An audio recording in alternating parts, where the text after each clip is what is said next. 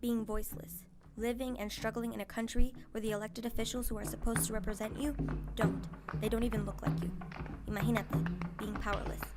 This is a moment in history inspired by that feeling. May 4th, 1970.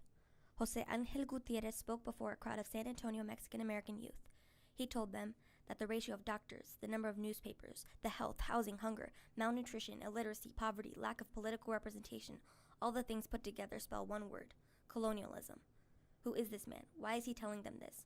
What does this mean for the Crystal City Mexican-American youth and the overall Mexican population? Let's backtrack a little. December 9th, 1969. Over 1,600 parents and students across the Crystal City School District carried out a walkout to protest the discrimination involved in the high school's cheerleading tryouts. What they were really protesting was the school board's racism and complete disregard for the needs of Chicano students. Many of those students were a part of an organization called Mayo that was established by Chicano rights activists, among them Jose Angel Gutierrez, who were completely dissatisfied with the school board and the overall way democracy was run in the U.S. They were a militant group, meaning they were aggressive in their fight against their oppressors because they were committed to reforming education and political representation for Chicanos. The late 1960s into the 1970s marked a period in Chicano history that would come to be known as the Chicano Power movement. Chicano activism had a very strong presence in universities, colleges, and even high schools. This meant that the youth and students were very active in demanding for Chicano studies to be a part of their curriculum, and to be able to learn and speak Spanish in their class, and to have teachers and staff and administration who looked like them.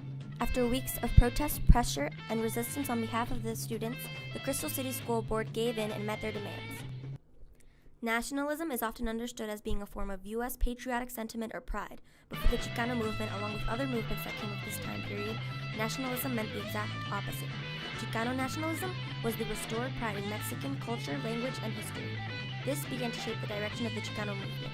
The movement would now be based around the idea of self-determination and empowerment for Mexicans in the United States. The walkouts, the formation of groups such as Mayo, the demands of reforming Crystal City School Board were all a result of the Chicano nationalism that was unfolding.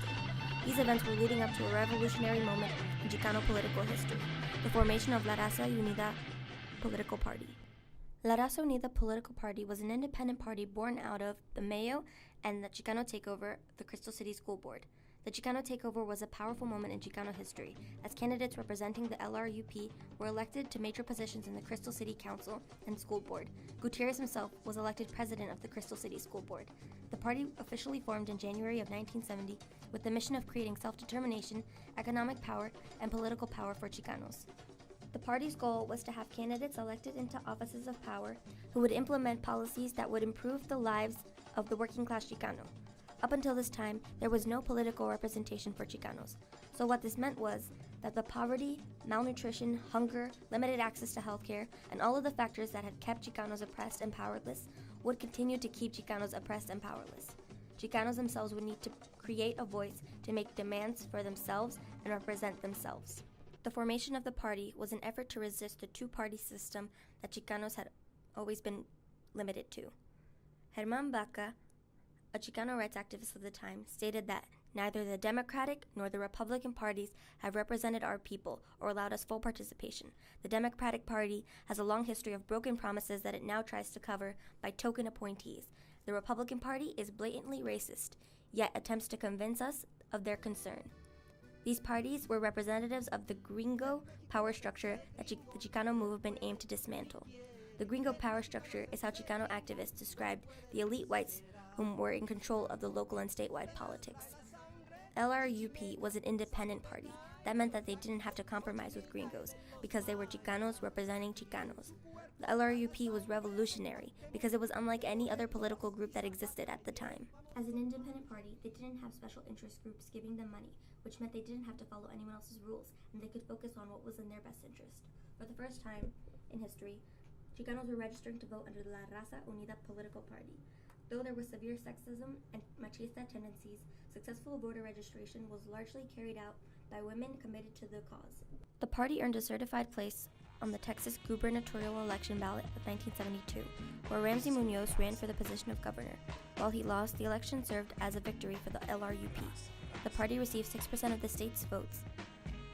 marking their presence in the statewide politics and serving as a threat to the Democrats. Chapters of the LRUP spread throughout the Southwest, reaching from Colorado to the Bay Area in California to Rancho Cucamonga, where areas experienced success in local representation.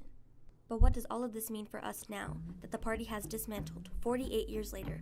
This means that there was a time in our recent history when Mexicanos had their own political party, and that in itself was a powerful act of resistance. They didn't restrict themselves to the options that were given to them in the two-party system. Through their radical efforts in organizing, Chicanos of all ages